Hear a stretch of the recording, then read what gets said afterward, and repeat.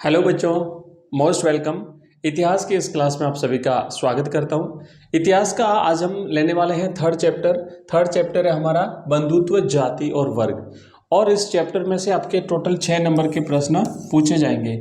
6 number के जो प्रश्न आएंगे वो प्रश्न किस किस टाइप के आने वाले हैं वो मैं आपको पहले दिखा देता हूँ। तो यहाँ पे ध्यान से देखेंगे कि इसमें से ऑब्जेक्टिव कितना आएंगे, रिक्त स्थान कितना आएंगे, लघुत्तरात्मक कितना आएंगे और दीर्घ उत्तरीय प्रश्न है कि नहीं है। तो आप यहाँ पे देख पा रहे हो, सबसे पहले तो इसमें से जो बहुविकल्पात्मक प्रश्न आएंगे यानी जो ऑब्जेक्टिव टाइप के प्रश्न आएंगे आपके, वो आएगा एक प्रश्न जिसे अपन एमसीक्यूज कहते हैं। एमसीक्यू, मल्टीपल चॉइस क्वेश्चंस, बहुविकल्पीय प्रश्न आपका एक आएगा। इसमें से आपके एक रिक्त स्थान का प्रश्न आएगा। ठीक है, तो एक बहुविकल्पात्मक एक रिक्त स्थान, दो प्रश्न हुए। इसके बाद में अति लघुत्तरात्मक प्रश्न आएंगे, दो प्रश्न आएंगे आपके।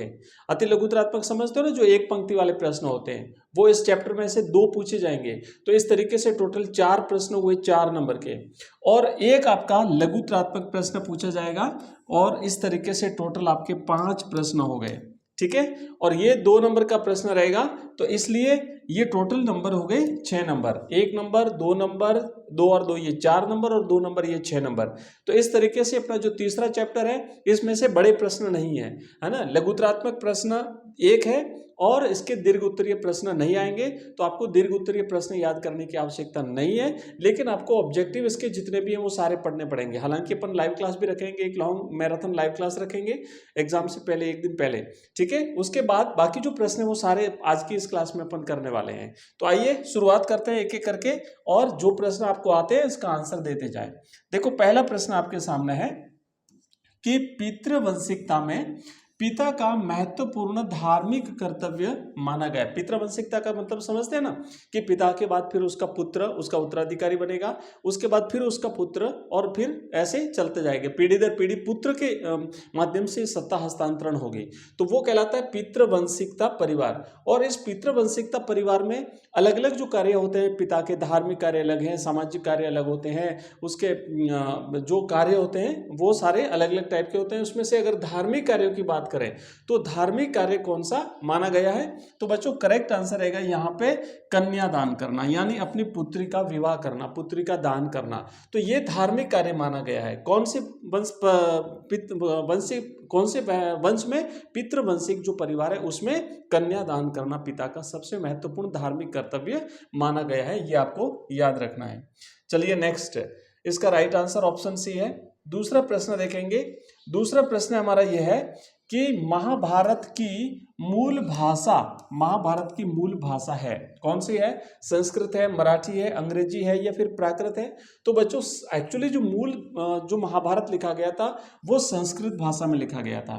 ठीक है, शुरुआत में ये छोटा था, उसके बाद धीरे धीरे इसका विस्तार होता गया। वर्तमान में तकरीबन इसमें 1 लाख के आसपास तो श्लोक हैं, और इसको 2 भागों में विभाजित किया गया है। तो राइट आंसर रहेगा इसका ऑप्शन ए। इसकी मूल जो भाषा है महाभारत की वो संस्कृत भाषा है। राइट आंसर 1 है। तीसरा प्रश्न देखो कि महाभारत के समालोचनात्मक संस्करण का कार्य किसके नेतृत्व में प्रारंभ किया गया था? ये मोस्ट प्रश्न है, कई बार परीक्षाओं में पूछा है। जो प्रश्न पूछा गया है या पूछे जाने की संभावना मैं आपको साथ ही साथ बता देता रहा हूँ, तो इसलिए याद कर लेंगे इस प्रश्न को, निश्चित रूप से आप याद करेंगे। ये जो समालोचनात्मक संस्करण तैयार करना था महाभारत का, है ना, अलग अलग जो ग्रंथ थे उन सबका संकलन करके और एक बढ़िया एक संस्करण तैयार करना था। तो ये संस्करण जो है एक संस्कृत के महान विद्वान वी.एस. सूक्तांकर थे बच्चों, इनके नेतृत्व में एक परियोजना शुरू हुई थी, और इन्होंने सारे जितने भी ग्रंथ थे अलग अलग जगहों पर अलग अलग भाषाओं में उन सबको इकट्ठा किया, और इकट्ठा करके एक शानदार संकलन तैयार किया था। वो थे वी.एस. सूक्तांकर, संस्कृत के एक महान प्रकांड पंडित थे ये। नेक्स्ट आगे बढ़ेंगे। अगला प्रश्न देखो, चौथा प्रश्न है हमारा बच्चों। चौथा प्रश्न है कि धर्मसूत्र और धर्मशास्त्र विवाह के कितने प्रकारों को अपनी स्वीकृति प्रदान करते हैं? देखो एक्चुअली में क्या था, उस जमाने में जो ब्राह्मण थे उन्होंने कुछ आचार संहिताओं का निर्माण किया था जो समाज को सही दिशा दे सके। उन आचार सूत्रों और उन आचार संहिताओं को धर्मसूत्र और धर्मशास्त्र कहा गया। तो उन्हीं में उन्होंने एक नियम ये भी बना दिया था कि जो अलग अलग प्रकार के विवाह, उसमें 8 प्रकार के विवाहों को इन्होंने वहां पे मान्यता दी थी। और उन 8 प्रकार के विवाहों में भी जो शुरुआती 4, टोटल 8 प्रकार के विवाह भी हम उसके नाम आगे देखने वाले हैं। तो जो टोटल 8 प्रकार के विवाह थे उसमें से शुरुआती जो 4 प्रकार के विवाह थे उनको उन्होंने प्रशंसनीय माना और बाद के जो 4 प्रकार के विवाह थे उन्हें निंदनीय इन्होंने माना था। तो टोटल स्वीकृति कितने प्रकार के विवाहों को दी थी, ध्यान रखना अगर आता है प्रश्न, तो स्वीकृति 8 प्रकार के विवाहों को दी थी। 8 प्रकार के विवाहों का उसमें उल्लेख है, इसके अलावा और किसी प्रकार के विवाह की उन्होंने स्वीकृति नहीं दी थी। तो प्रश्न समझना पड़ेगा आपको, ध्यान रखना स्वीकृति पूछा जाता है तो 8, कितने प्रकार के विवाहों को उन्होंने सही माना था, अच्छा माना था तो 4, और निंदक कितने प्रकार के माना था तो वो भी आपको लिखना है 4।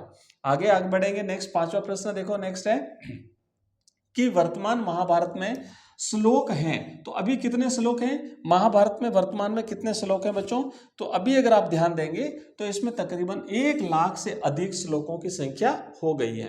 और महाभारत को हम 2 भागों में विभाजित करते हैं, तो ये प्रश्न भी आगे आने वाला है। राइट आंसर रहेगा देखो इसका ऑप्शन 1 लाख से अधिक श्लोक।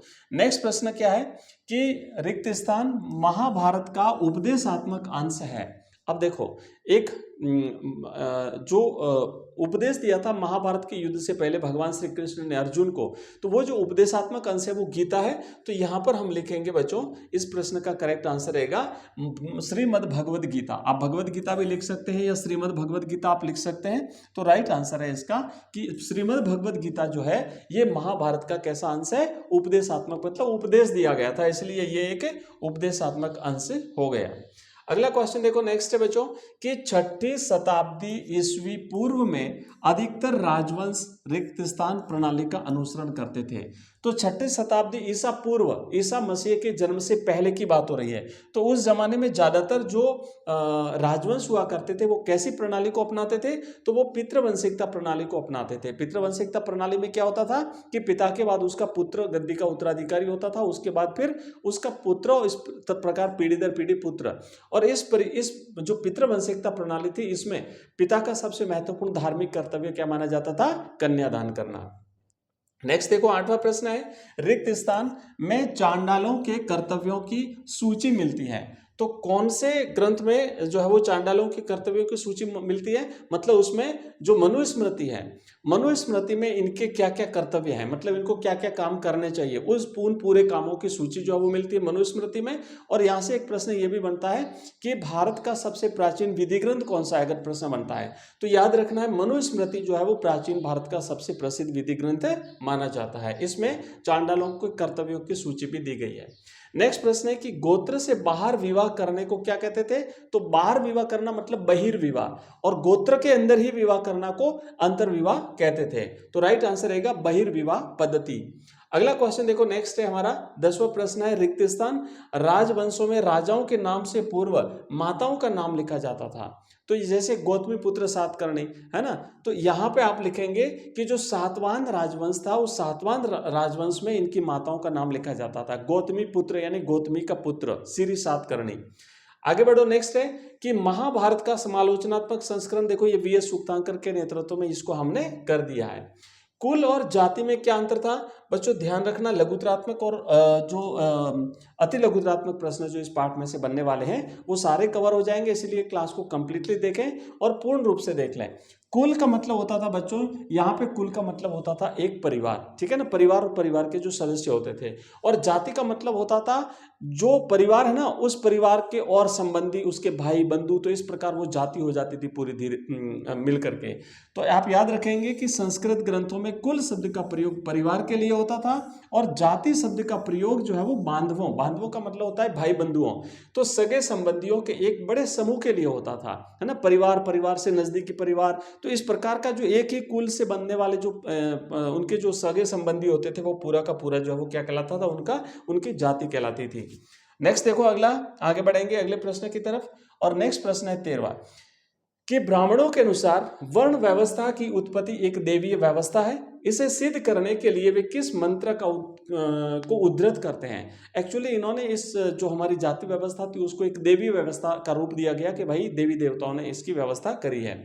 तो इसके पक्ष में वो हमारा जो ऋग्वेद है, ऋग्वेद का जो 10वां मंडल है, उस ऋग्वेद के 10वें मंडल में पुरुष सूक्त का उल्लेख आया हुआ है और वो इसका जो है वो हवाला देते थे कि भाई इसमें ऐसा लिखा हुआ है, इसलिए ये एक देवी व्यवस्था है, इसलिए सभी लोग इसका पालन करेंगे। और साथ ही साथ ब्राह्मण जो है वो राजाओं को ये निर्देश देते थे कि वो इस व्यवस्था का पालन करावें। नेक्स्ट आगे बढ़ेंगे, अगले प्रश्न में आगे बढ़ेंगे। यहाँ पे देखो लिखा हुआ है 14वां प्रश्न, सूत कौन होते थे? तो हमने बात करी जो महाभारत है ना बच्चों, महाभारत, तो उस महाभारत की जो मूल कथा है, उस मूल कथा के रचिता जो भाट सारथी थे, उन भाट सारथियों को, भारत नहीं है यहाँ पे, भाट सारथी है ना, भाट सारथी, तो इन भाट सारथियों को क्या कहते थे बच्चों? सूत कहते थे। तो राइट आंसर आपको लिखना है कि सूत जो है वो महाभारत की मूल कथा के रचिता थे। नेक्स्ट प्रश्न देखो कि धर्मसूत्र और धर्मशास्त्र ग्रंथों से क्या अभिप्राय है? धर्मसूत्र धर्मशास्त्र ग्रंथ किसे कहते हैं? हमने पहले भी देखा था कि 500 ईसा पूर्व में, ध्यान रखना 500 ईसा पूर्व की बात हो रही है, ब्राह्मणों ने समाज के विस्तृत आचार संहिताओं का निर्माण किया था। समाज के संचालन के लिए कुछ नियम बनाए थे, कुछ संहिताएं बनाई थी, कुछ आदर्श बनाए थे। इन नियमों का संकलन जिन संस्कृत ग्रंथों में किया गया है उन्हें धर्मसूत्र और धर्मशास्त्र कहा जाता है। नेक्स्ट आगे बढ़ेंगे अगले क्वेश्चन की तरफ, और हमारा अगला है 16वां प्रश्न। क्या प्रश्न है बच्चों? कि मनुस्मृति का संकलन यानी रचना कब की गई थी? ये प्रश्न पहले भी आया हुआ परीक्षा में और फिर आ सकता है, इंपॉर्टेंट है, ध्यान रखना। तो टोटल 400 वर्षों में इसका संकलन हुआ था मनुस्मृति का, और वो संकलन जो है वो हुआ था लगभग 200 ईसा पूर्व से लेकर के 200 ईस्वी के बीच में किया गया था। तो टोटल 400 वर्षों में जो है वो मनुस्मृति का संकलन हुआ था। और ये इंपॉर्टेंट क्यों है? क्योंकि इस मनुस्मृति जो है वो प्राचीन भारत का सबसे पुराना जो है वो विधि ग्रंथ माना जाता है, कानून की किताब मानी जाती है। इसमें चांडालों के कर्तव्यों की सूची दी गई है, इसमें बहुत सारे सिद्धांत दिए गए हैं। तो इसीलिए ये इंपॉर्टेंट रहता है, इस पार्ट में से इस प्रश्न को पूछे जाने की पूरी संभावना है, इसलिए आप लोग थोड़ा इसे सही ढंग से याद कर लें। नेक्स्ट देखो अगला प्रश्न हमारा क्या कहता है कि महाभारत की विषय वस्तु को किन दो मुख्य शीर्षकों में रखा गया है? इसके दो भाग किए गए हैं। एक भाग तो है आख्यान, आख्यान में कहानियां होती है ना, कहानियों का संग्रह है। और दूसरा होता है उपदेशात्मक, इसमें सामाजिक आचार विचार के मानदंडों का चित्रण किया गया है। और जो ये उपदेशात्मक है इसी में जो है वो आता है श्रीमद् भगवत गीता। तो अब आप समझ के ध्यान रखना, इसके दो भाग हैं, एक आख्यान है जिसमें कहानियां है, एक उपदेशात्मक है जिसमें नियम और आचार विचार बने हुए हैं। तो इस तरीके से बच्चों हमने 17 क्वेश्चंस किए हैं। नेक्स्ट टॉपिक हम इसका जो चौथा पार्ट है वो भी बहुत जल्दी लेकर के आएंगे, और इसके बाद में हमारा ये एक फर्स्ट बुक कंप्लीट हो जाएगी, फिर हमारे पास सेकंड और थर्ड बुक रहेगी जिसको हम एग्जाम से पहले पूरी कोशिश करेंगे जल्दी से जल्दी पूरा करें। और मोस्ट इंपॉर्टेंट प्रश्न जो आपकी परीक्षा में आने वाले हैं वो निश्चित रूप से आपको यहाँ से मिलेंगे। उसके बाद हम कोशिश करेंगे एक 1 शॉर्ट क्लास आपकी टोटल इसकी ले लेंगे, जिसको पढ़ना है वो पढ़ लेगा।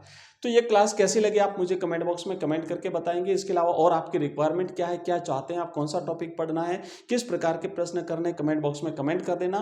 साथ ही साथ हिंदी की, अपनी हिंदी कंपलसरी की लाइव क्लास जो है वो शाम को 8 बजे होती है। आप लोग रेडी रहेंगे और मिलते हैं शाम को 8 बजे लाइव क्लास में। तब तक के लिए जय हिंद, जय भारत।